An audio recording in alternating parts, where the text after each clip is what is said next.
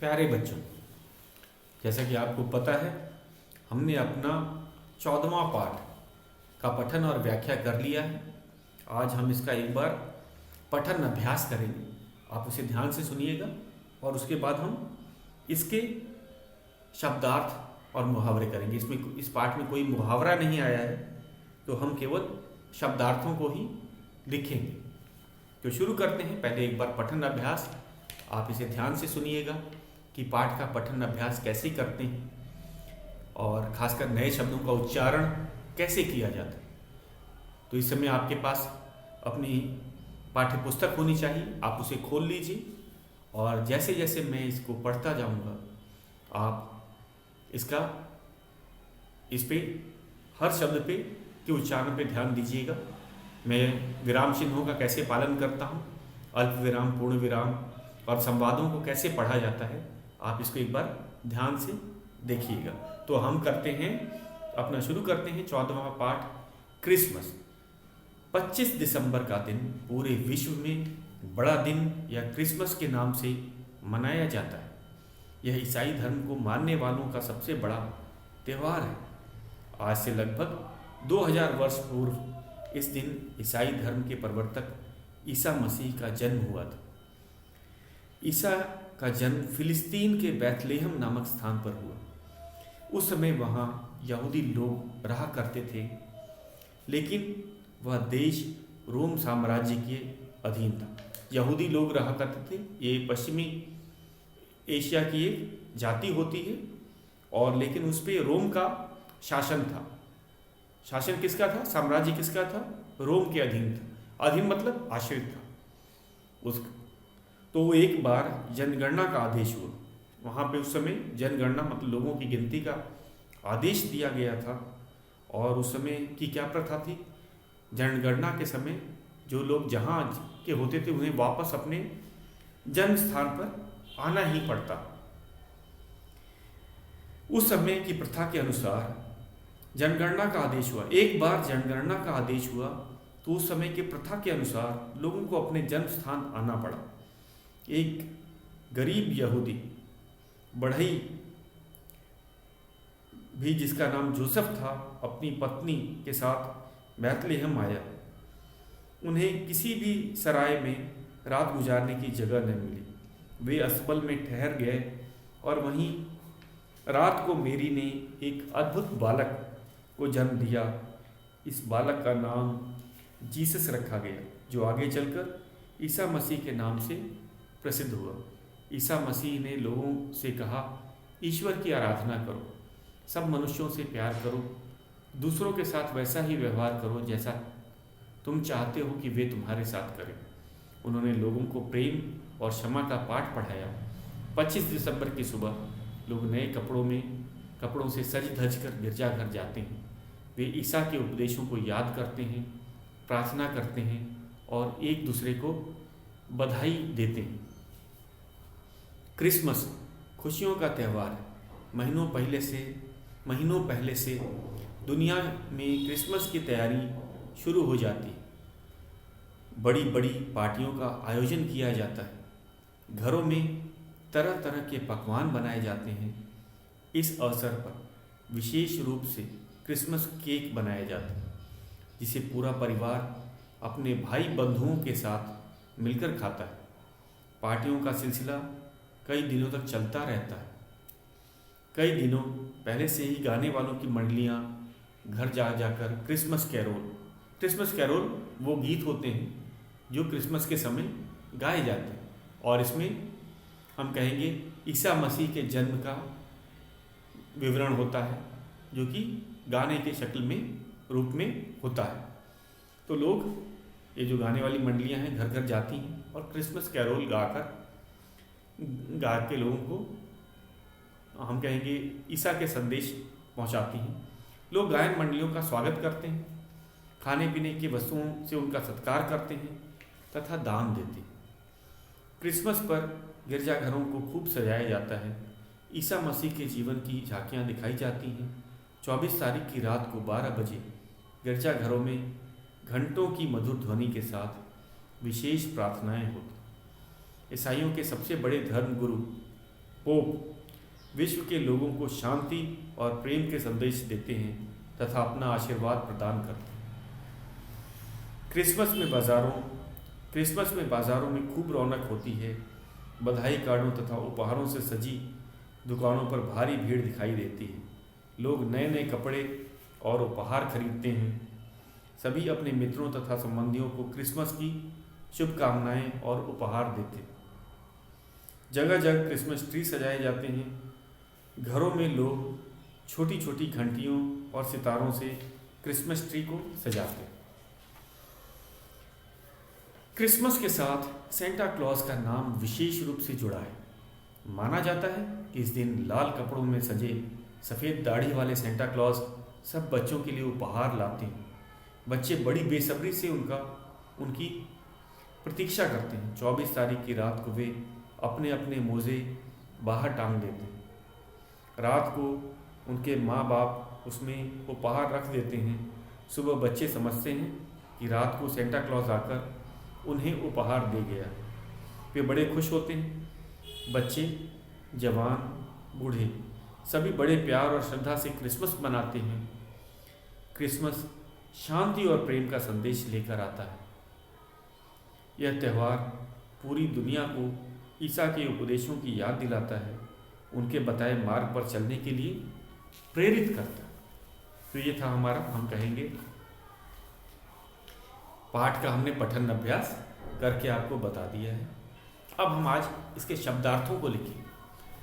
तो ये शब्दार्थ लिखते हैं, शुरुआत करते हैं। इस पाठ में कोई मुहावरा नहीं है, तो शब्दार्थ लिखते हैं। शब्दार्थ, और पहला शब्दार्थ है प्रवर्तक। प्रवर्तक, प में र है, प्रवर्तक। अर्थ होता है आरंभ करने वाला। आरंभ करने वाला, आरंभ करने वाला, आरंभ करने वाला। तो हम कहेंगे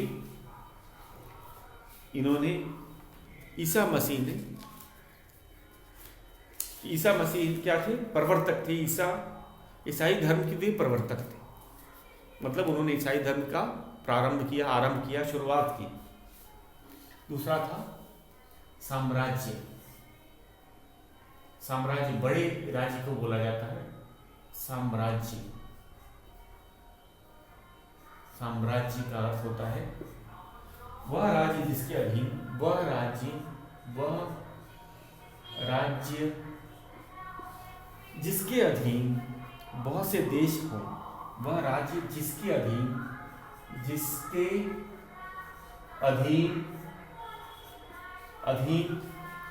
बहुत से देश हों।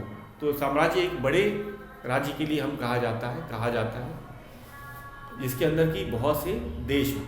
तो जैसे रोम साम्राज्य के अधीन में था बैथलेहम, जो फिलिस्तीन का जो बैथलेहम शहर था, वो किसके अधीन में था? रोम साम्राज्य। मतलब उसके ऊपर किसका शासन चलता था? रोम का। तो साम्राज्य है वह राज्य जिसके अधीन बहुत से देश हो। तो वह राज्य जिसके अधीन बहुत से देश हैं, बहुत से देश हो। कब आ जाते हैं? अगला शब्द है अधीन। अधीन मतलब परवश, मतलब दूसरे के वश में, या फिर आश्रित भी कहा जाता है। अधीन का अर्थ है अधीन का अर्थ होता है परवश, मतलब पर मतलब दूसरे के,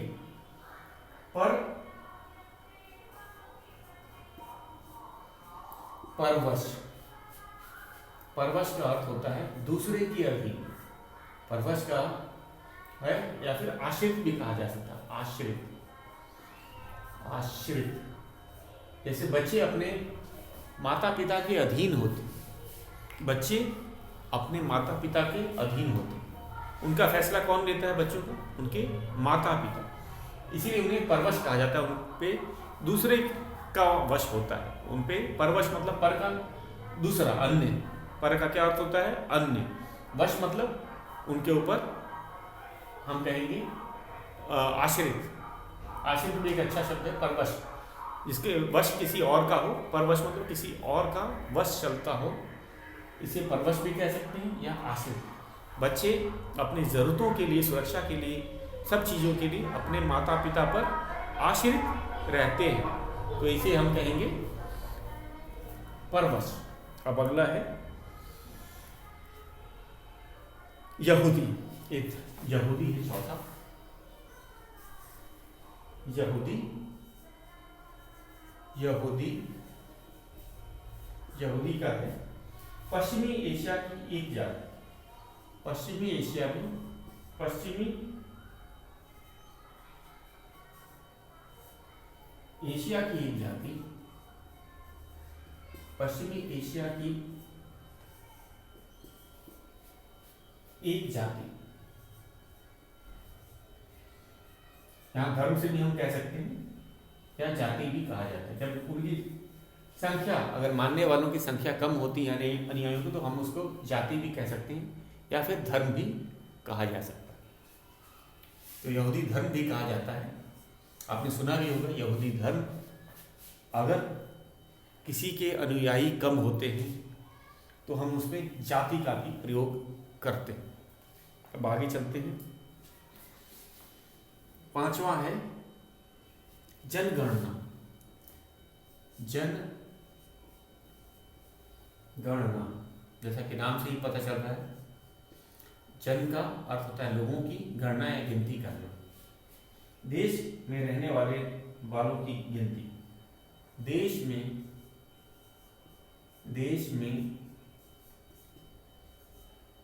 रहने वालों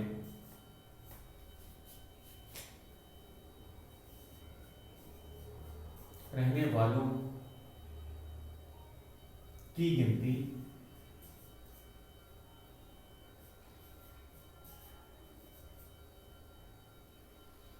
देश में रहने वालों की गिनती को क्या कहते हैं? जनगणना, लोगों की गिनती।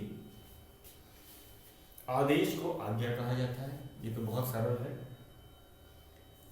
आदेश को आज्ञा कहा जाता है। आज्ञा। और सातवें पे चलते, तो प्रवर्तक, आरंभ करने वाला, साम्राज्य, वह राज्य इसके अधीन बहुत से देशों अधीन, परवश या आश्रित, यहूदी, पश्चिमी एशिया की एक जाति, जनगणना, देश में रहने वालों की गिनती, आदेश को आज्ञा कहा जाता है। सातवें शब्द अर्थ पे चलते हैं। एक बार मैं फिर से बता देता हूं, इस पाठ में कोई भी मुहावरा नहीं आएगा। इस पाठ में कोई भी मुहावरा नहीं है, सभी शब्दार्थ ही हैं।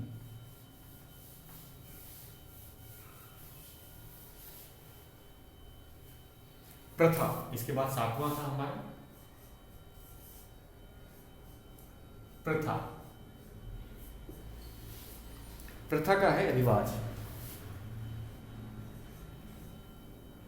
रिवाज, जैसे इस पाठ के अनुसार अगर हम कहेंगे इसका क्या अर्थ होता है रिवाज, जैसे कि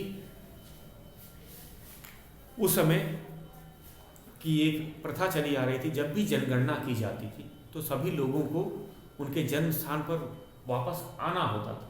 प्रथा मतलब एक रिवाज होता है, एक तरीका। तो रोम की क्या प्रथा थी, उस समय की क्या प्रथा थी कि जब भी किसी राज्य की, देश की जनगणना होती थी तो वहाँ पे जो जन्म लेने वाले लोगों को वापस उस जगह पर आना पड़ता था, तो वहाँ की प्रथा कहलाई। अब आगे चलते हैं। अस्तबल। अस्तबल,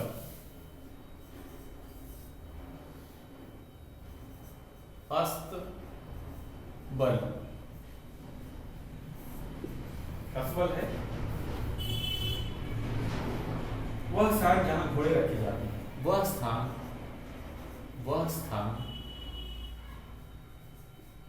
जहां घोड़े रखे जाते हैं। घोड़े रखे जाते हैं, वह स्थान जहां घोड़े रखे जाते हैं उसे अस्तबल कहते हैं। आगे चलते हैं। वह आराधना, आराधना, आराधना,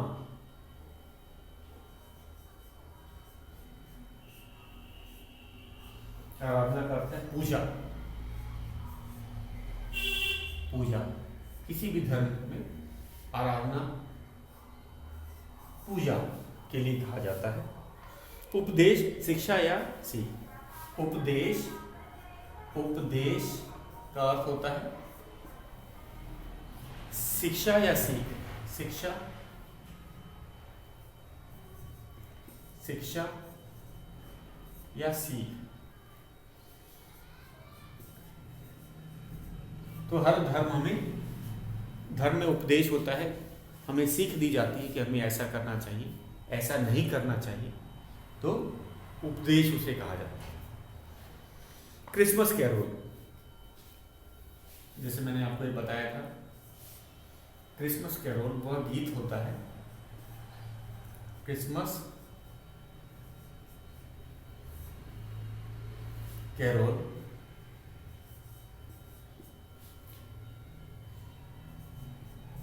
क्रिसमस कैरोल ईसा के जीवन से संबंधित गीत। ईसा के जन्म से संबंधित गीत, कि वहां उनका जन्म कैसे हुआ था, उनके माता पिता कौन थे, वे कहाँ रुके थे, उनकी जीवनी के बारे में ये गीत, संबंधित गीत। तो क्रिसमस कैरोल में ईसा के जन्म से संबंधित जितने भी गीत होते हैं उनका संकलन होता है, और इसे गायन मंडली जो होती है वो गा गा कर लोगों के घर तक जाती है, और लोग भी गायन मंडलियों का स्वागत करते हैं, जैसा कि हमें बताया गया है इस पाठ में। और ये मंडलियां, मंडलियां मतलब लोगों का समूह। क्रिसमस कैरोल को कौन गाता है? जो लोगों की मंडलियां होती हैं अलग अलग, वे गाती हैं, और इन्हें समूह भी कहा जाता है। मंडलियों का अर्थ है लोगों का समूह या समूह, समूह। और क्रिसमस कैरोल अकेला नहीं गाया जाता, लोग मिल के गाते हैं। तो ये था हमारा शब्दार्थ। तो अब तक का गृह कार्य आपको क्या क्या करना था एक बार मैं बता देता हूँ। आपने अब तक हमने क्या क्या किया इस पाठ पे आपको एक बार मैं गृह कार्य के रूप में भी लिख के बता देता हूँ।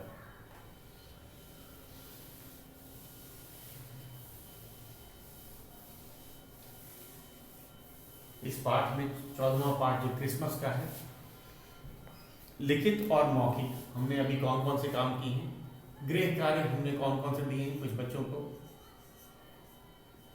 अभी भी समझ नहीं आया, तो हम लिख के बारे। गृह कार्य में पहले है लिखित। लिखित लिखित में क्या करना था आपको? एक पेज सुलेख, एक पेज सुलेख लेखन, सुलेख लेखन, एक पेज सुलेख लेखन। क्या करना है? हमें एक पेज सुलेख लेखन लिखना है। ये लिखित कार्य का ये है हमारा। और उसके बाद में दूसरा है शब्दार्थ। अभी जो मैंने आपको अभी लिखवाया था, अभी ये शब्दार्थ लिखना है। शब्दार्थ, शब्दार्थ कितने हैं? ये सारे शब्दार्थ को लिखना है। तो एक पहला ये काम हो गया, दूसरा शब्दार्थ। तीसरा है चित्र। चित्र किससे बना सकते हैं आप? सेंटा क्लॉज का बना सकते हैं। एक चित्र बनाना है, पाठ से संबंधित चित्र, रंग भी करें। रंग भी भरे। और ये चित्र कैसे होगा? पाठ से संबंधित, जैसे सेंटा क्लॉज आप बना रहे हैं तो वो बनाएंगे। उसके बाद अब मौखिक हमारा गृह कार्य कौन कौन सा था? मौखिक एक बार फिर से आपको बता दें, मौखिक का गृह कार्य पहला था पाठ का पठन अभ्यास। मैंने इसीलिए आपको कहा था कि ऑनलाइन क्लास में सबसे ज़्यादा नुकसान है कि हमारा पठन अभ्यास बंद हो जाता है। पठन अभ्यास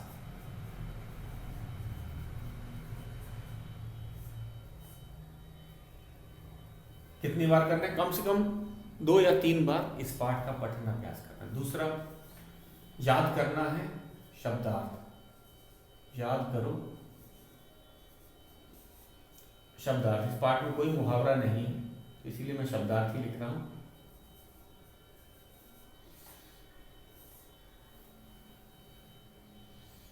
तो ये हमारे लिखित काम अभी तक, आज तक का गृह कार्य हमने क्या क्या किया है, और मैं बस फिर से बता देता हूँ।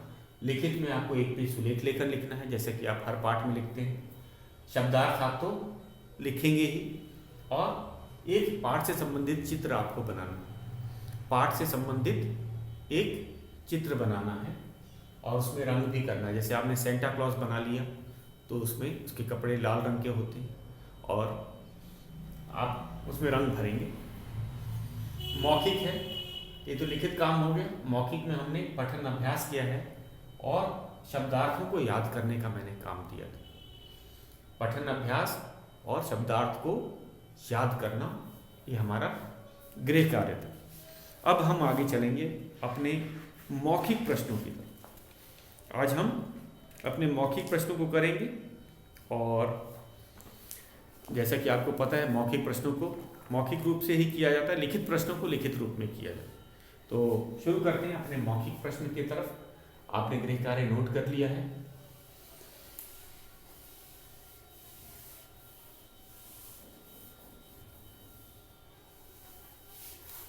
ये है हमारा मौखिक। आज शुरू कर रहे हैं हम अपना मौखिक प्रश्न। मौखिक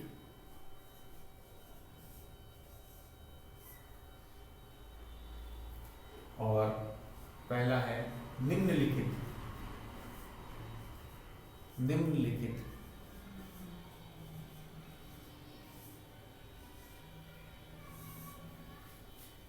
प्रश्नों के उत्तर दो।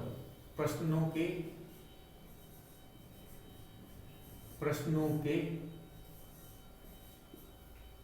उत्तर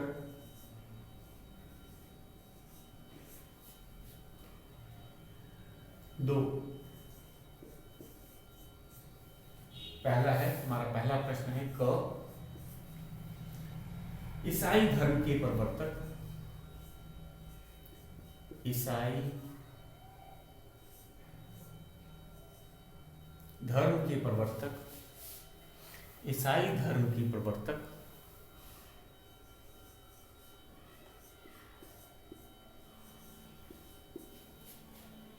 प्रवर्तक, जैसे कि आपको मैंने बताया था शब्दार्थ में, आरंभ करने वाला।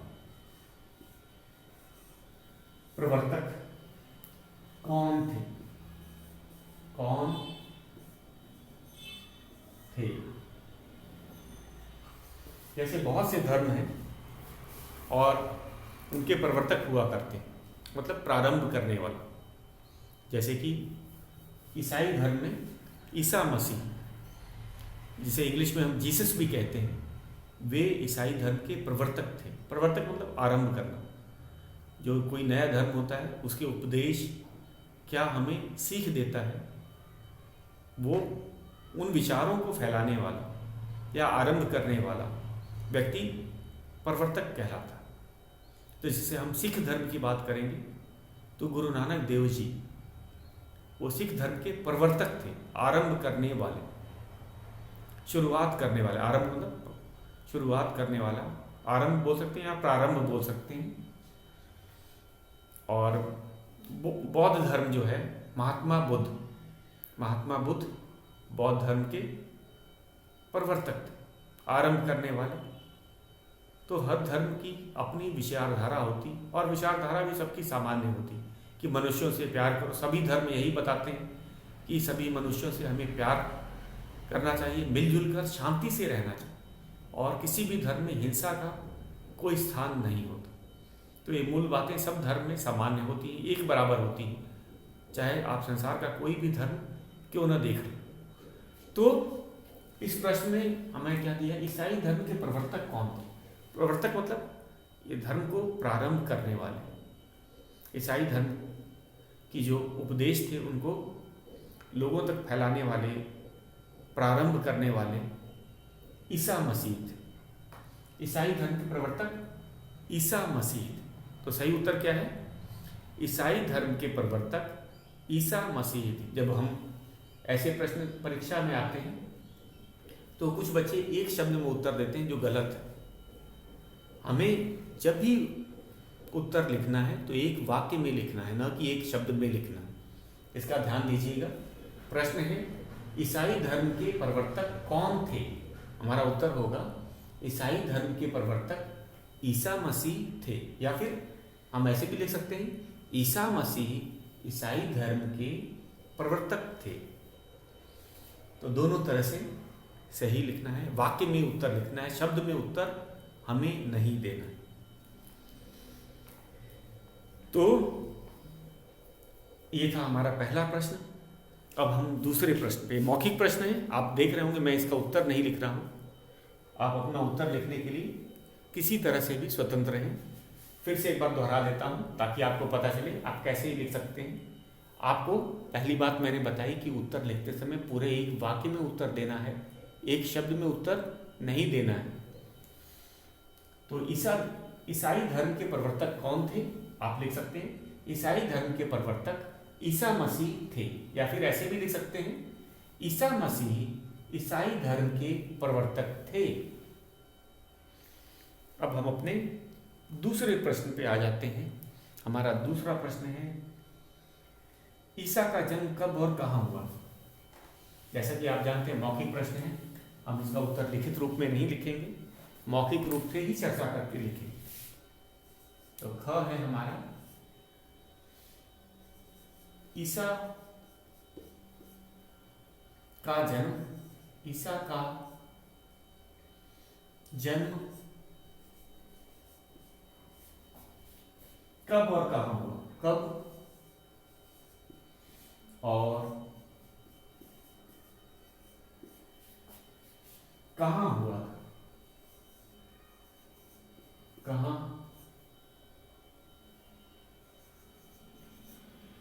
हुआ था?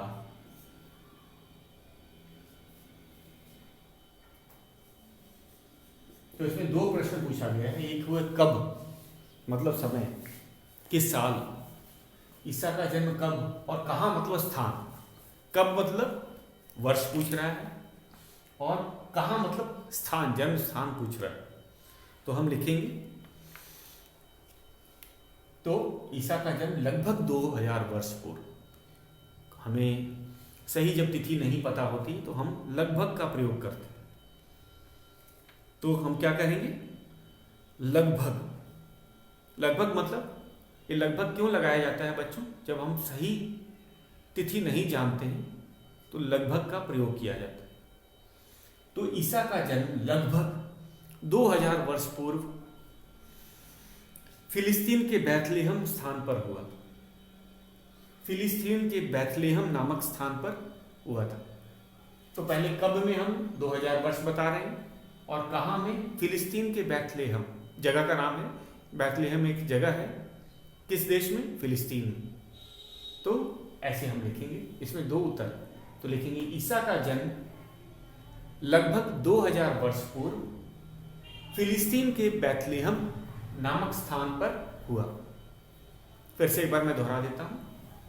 ईसा का जन्म लगभग 2000 वर्ष पूर्व फिलिस्तीन के बैथलेहम नामक स्थान पर हुआ था भी, क्योंकि भूतकाल, जिस काल में प्रश्न पूछा जाता है हम उसी काल में उसका उत्तर भी देते हैं।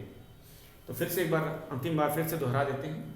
ईसा का जन्म लगभग 2000 वर्ष पूर्व फिलिस्तीन के बैथलेहम नामक स्थान पर हुआ था। ये था हमारा वाक्य। तो बच्चों, अभी और भी प्रश्न बचे हैं इस मौखिक में, हम इसे जारी रखेंगे, शेष हम कल करेंगे। तो आज को आपको मैंने गृह कार्य बता दिया है, आप उस गृह कार्य को करेंगे। आज के लिए बस इतना ही।